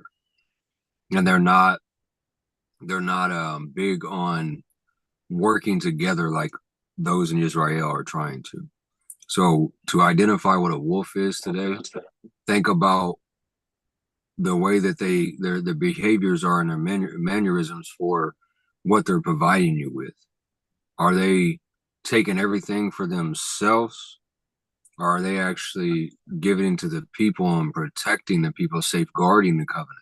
Because wolves don't know how to safeguard. They really are in fight or flight and constantly wanting to fight and eat. And they don't know how to savor for later. They don't know how to hold on to something for later. Because we have a lot of people out on, Elihu said something on TikTok about a lot of spiritualists and stuff, just giving all these people random things to get you enlightened. That's a wolf, man. Because those people don't know how to build people up. Wolves they want everything they want right then and there. They don't know how to hold on to that wisdom and allow it to blossom and flourish to become the gold that it's supposed to be. So I just want to give a little insight on like how we identify in today's age what a wolf can look like. Torah. I would also add wolves are very packish, right? They will have territorial beef with other wolves. You know what I mean? Someone has to be the alpha in this. Whereas we know what Yahshua said. He said, "Hey, master, they immersed in your name." He said, "If they're gathering with us, we'll let them gather. But if they're scattering, you know what I'm saying? That's when we gotta work. Like if they're we gotta pay attention to the spirit of these people. Like if people are trying to corner the market and act as if they got the whole truth themselves, you gotta beware of that. Beware of that leaven, because there's pride associated with that. When Yahushua dealt with Yohanan, for instance, Yohanan had disciples that he had leave from his tutelage to Yahushua. If he was a wolf, he would have been like, nah, y'all can't go nowhere. But Yohanan understood. He said, I'm just preparing the way, right? I'm a cog in this wheel because it's bigger than me, but I'm a part of it. But the one who comes after me, I'm not even worthy to loose his sandal strap. I'm only immersed in water. He's coming immersed in the set apart spirit and fire. So I get my role. A savage wolf is like, you ain't going nowhere. You my student. You my disciple. That's where we got to start seeing this. And that's where you start to see people who are protective of really their pockets as opposed to protecting the souls of the people. That's what it's about. And by their fruits you shall know them. That's what we have to pay attention to. The fruits. This does include words. It does include teaching, but most importantly, we have to look at the nature of the individual. And that's why being a community is so important, because the way that this kingdom is designed is not meant for us to be isolated. It's really not. We're supposed to really test out this particular way of life collectively, because that's what's going to manifest the Shekinah of Yah. Our collective consciousness, our collective effort, and the paradigms that we shift as a result of applying this Torah to our life communally will bring Yah's presence. Because if we're all Kadosh, that's where the Shekinah will be. Yah will be in our midst then. And that's what we have to prepare for. And he's giving us all these jewels. Like, you can't gather grapes from thorn bushes or figs from thistles. Like, no, you can't. You got to see what kind of tree it is, too. Every good tree yields good fruit. You got to know the tree. Rotten tree yields rotten, wicked fruit. Pay attention. See the spirit. Every tree that does not bear good fruit is cut down and thrown into fire. These are warnings as well. He's not only talking about people to look out for, he's also warning us, like, look, make sure you're looking out for yourself and you're not seeing these characteristics in you. And we can easily point this out again. This is what's going back earlier. Like, you getting this splinter out of your brother's eye, but we got this big old plank in our own eye. Let's make sure our judgment, first and foremost, is sound with ourselves. That's so important. By your fruits, by their fruits, you shall know them. By our fruits, we shall be known. And what we are to imbue and what we are to extend and what we are to project is a half, is love. Because Yah is love. That don't mean squishy, mushy, pretty, hand clap love. It means truth bearing, justice upholding, righteous upholding love. What are you doing? That's not in order. Love. That was awesome. Can you show me how to do that as well? Love. Oh, you need this? I got you. Love. Because here it is. Look, 21. This is 21 and 22 and 23 to me in the Mashiach's teachings and Yahushua's teachings are the hardest words that he ever shared. Not everyone who says to me, Master, Master, shall enter into the reign of the heavens, but he who is doing the desire, the will, in the spirit of my Abba in the heavens. Many shall say to me in that day, Master, Master, have we not prophesied in your name, and cast out demons in your name, and done many mighty works in your name? And then I shall declare to them, I never knew you. Depart from me, you who work lawlessness, you who do not keep Torah, you who are not fulfilling the new covenant. The Torah in your heart. That's what Yahushua is warning us against. Like, don't let this be us. Because many gonna say, this is that broad path, this is that wide gate. That broad path and that wide gate. Because he's saying, many shall say to me in that day, right? So the few are those who are keeping this Torah and walking in the spirit of Yah. What does reign of the heavens mean? Excellent question. Reign of the heavens is now you're dealing with the rule of Yah on earth. You're dealing with the Torah reigning in the lives of human beings. Yah's word is sovereign. The sovereign is present as well. So you're dealing with the Shekinah of Yah. You're dealing with the manifest presence of Yah on earth. And if we're not ones who are manifesting that Shekinah of Yah individually with the collective, we're not a part of that. He goes on and explains it a little more. Everyone who hears these words of mine and does them shall be like a wise man who built his house on a rock. Because his words that he's sharing are not his own words. He said this. These words are the one who sent me. How do you find the words of him who sent him? But in the words of Moshe, which Yahushua said everything Moshe wrote, he wrote about me. But in saying that, he's saying he's talking about this office that I'm occupying, that I consciously and am intentionally aware of and fulfilling, which all of Israel's supposed to fulfill. I'm just reminding y'all what y'all supposed to be doing. And yes, he does get credit as the firstborn from the dead. But he's just being that witness, that prophet that was sent to that generation to show them this is who you are. This is what you're supposed to be. The kingdom of heaven is at hand. The kingdom of heaven is at hand. We just got to enter into it. We just have to pick up that yoke. We just have to make sure that we're living out the Shema every day. When we say the Shema twice a day, that's manifesting the kingdom. That the kingdom is supposed to be at hand there. That's us taking on the yoke and the burden of the kingdom, like we're representing Abba's will on earth. We love Yah with all of our heart, all of our soul, all of our strength. That's what's supposed to manifest the kingdom. I hope that helps. Does that help some out? Any insights that you want to share in that? What is your concept? What is your paradigm of the kingdom of heaven? Sovereignty and kingship is just they're the synonyms. Kingdom, sovereignty, Selah. Okay, etc. etc. But this is so important, and this is what delineates the light from the dark, the lamb from the goat, the wheat from the tare. Sin is lawlessness. We know 1 John 3 tells us this. All sin is lawlessness. And those who are in Mashiyach are powerless to sin because the Son of Elohim was sent to destroy the works of the devil. So this lets us know that we have to get to a point where Yah spoke to Cain and told him, yes, sin crouches at your door and its desires for you, but you must master sin. So we have to get to a point where all of us have mastered the sin that has sought to be in our life.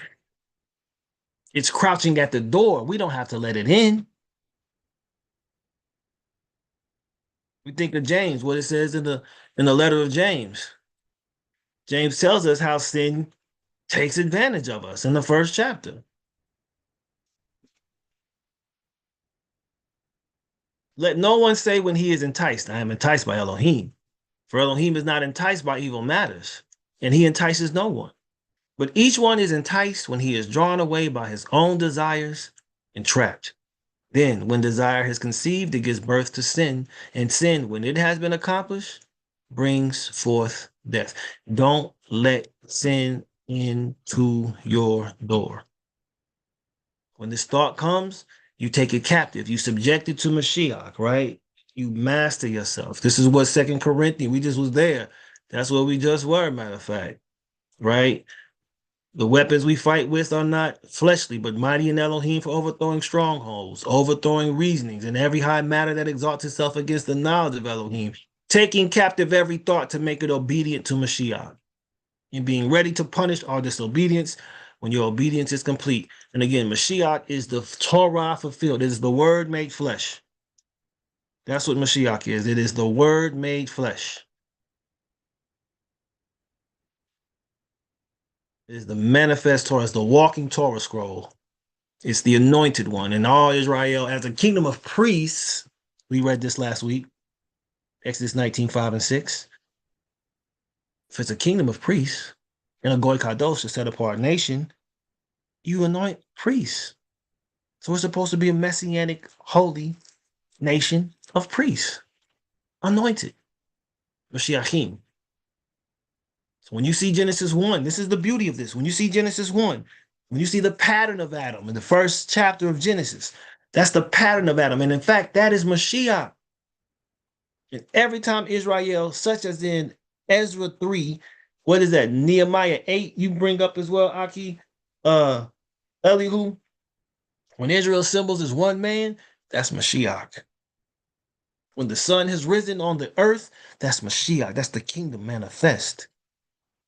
Because the judgments are being made right, first with the individuals and then with the collective. The individuals have, mastered and completed our obedience. We've become tamim. We've become perfect, tamim, wholehearted. Now we can punish our disobedience. Now we can make sure everything is in the position of light. This is what Mishpat means. an assigned, ordained position of light as the right of the firstborn. And we talked about it. Israel is the firstborn. Yahushua is the firstborn from the dead. So Israel, Exodus 4, is the firstborn. Israel, that's my firstborn son. Yahushua is the firstborn from the dead.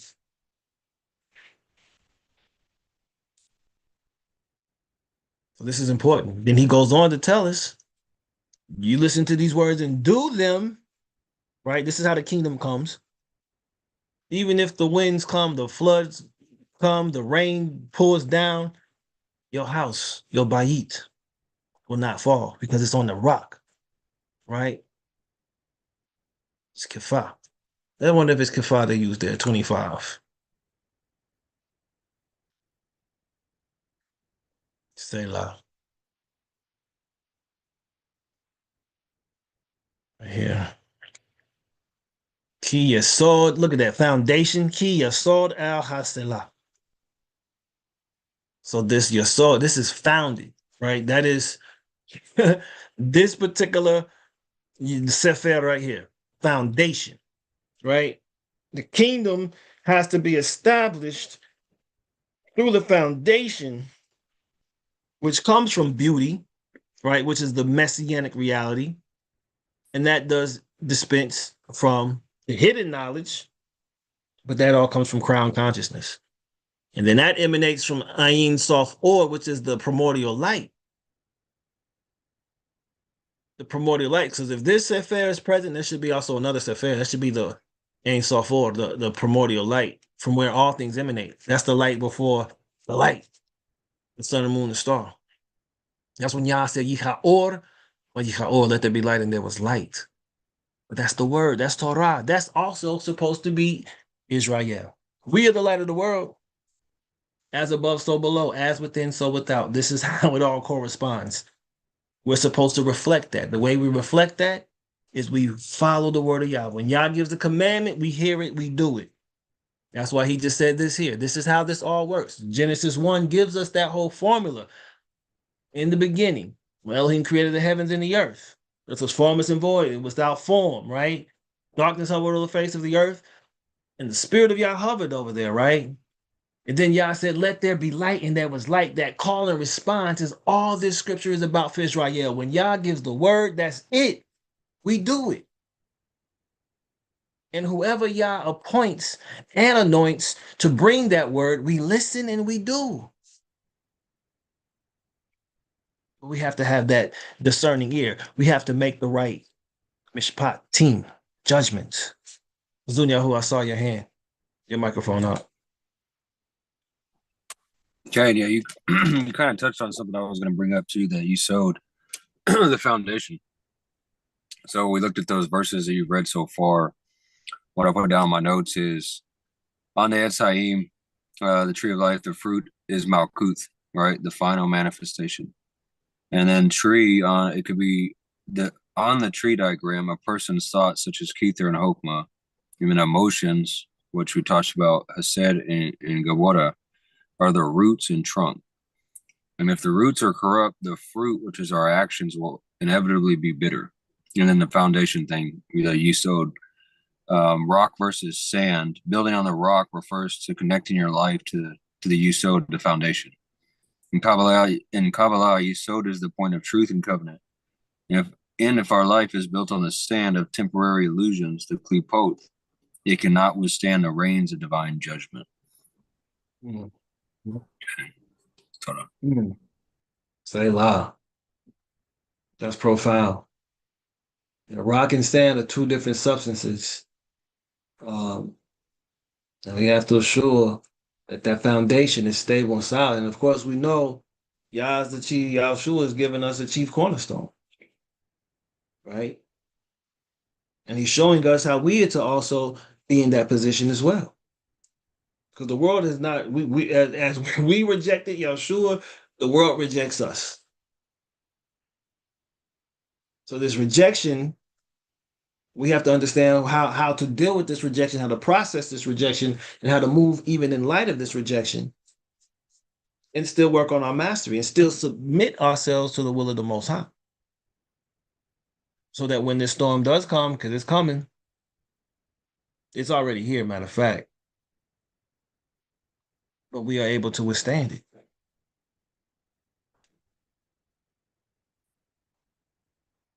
So what we have to do is find a way to be relatable to those who have ears to hear and eyes to see. And to those of us who are called to gather the scattered and lost sheep. As Yechezkel was told, don't fear their faces. They're stubborn, stiff-necked people with a hard heart, but I'm going to make your head just as hard as their heart. And prophesy to them whether they hear, whether they forbear. That's what Ezekiel 37 is all about. He's just now showing them the dryness and the destitution and the hopelessness of Israel. That's what those dry bones represent. We just read that this past Rishon with Moreh Aniyam. Those dry bones are so symbolic to our condition. But it's also related to our ancestors when they were in Mizraim. They were dry bones in Mizraim, so it's not anything new. Again, all that we're doing is recapitulating Genesis 1 over and over and over and over and over and over and over again until we get back to Genesis 1 when Yah said, Yicha and the kingdom is now established on earth. That's all we're doing. We're recreating creation time and time again. That's Tikkun Olam. Yah renews creation in his mercy, but guess what? He has to use the agents. Yah's agents have to be engaged in the renewal of creation. Which leads us to these last two verses. It came to be when Yahushua had ended these words, the people were astonished at his teaching. We have to make this make so much sense to our people that they are astonished. I never thought of it like that. I never saw it like that before. That makes so much sense. Now I can carry this out. Now I can live according to it. And what set Yahushua apart, according to the witness, most people taught in the name of a rabbi. Most of the disciples and even their rabbis taught in the name of a rabbi. What made Yahushua so anomalous in his day was that he taught in the name of Yah. And that was a big affront to everybody else. Where's this man getting his knowledge from? How does he know letters not having been learned? Who taught this man this stuff? He was intimate with Yah. He spent 40 days with Yah. He always got away from his disciples and went and secreted himself and got close to Yah. He loved Yah with all his heart, soul, and strength. Of course, Yah is going to break him off with that knowledge, that understanding, and that wisdom, that chabad. Of course, he's going to get that because he dedicated himself to that. He set himself apart. He was a lamb.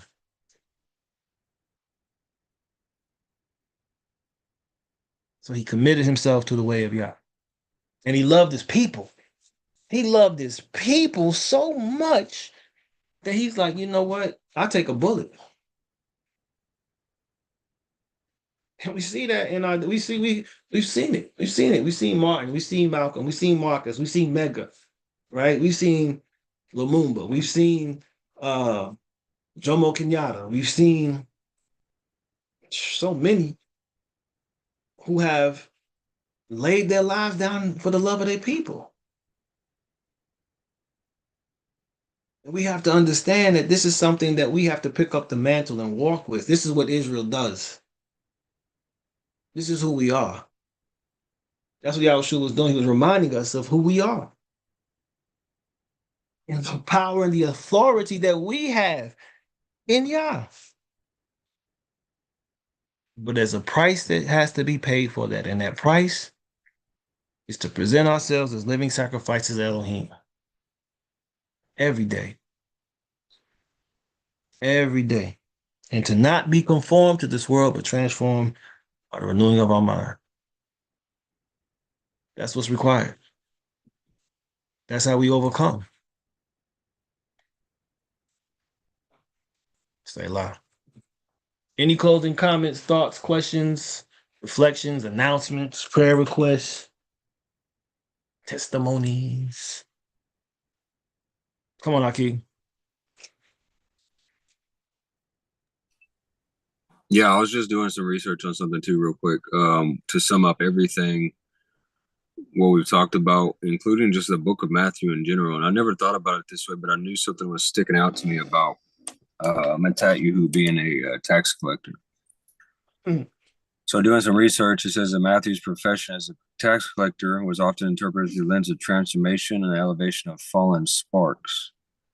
And then that's the word niso. And that's in the first century, tax collectors were viewed as the lowest spiritual and social tier, often equated with thieves and traitors. And then Matthew can represent the ability to find divine potential in the most profane places. By moving from a tax booth to a spiritual path, he symbolizes the tikkun of the material world. It suggests that no profession or soul is too low, they cannot be redeemed and repurposed for a higher call. And then, like everything that we went through, Malkuta Binah and all that was pretty much what it was saying as well, summed up in the book of Matthew. And then this is interesting too, man. I like this. Remember, because I started that thing with today's mathematics, right? And this is the part that stuck out the most. Kabbalists place heavy emphasis on gematria and numerology and structure. As a tax collector, Matthew was trained in precise record keeping in mathematics. It is often noted that the Gospel of Matthew is the most structured and numerically conscious. The 14-14-14 genealogy. From a mystical perspective, this signifies the sanctification of logic. He didn't lose his tax collector mind. He redirected his talent for systems to document the divine order. Wow. That's good. That's good. Oh, yeah. That's good.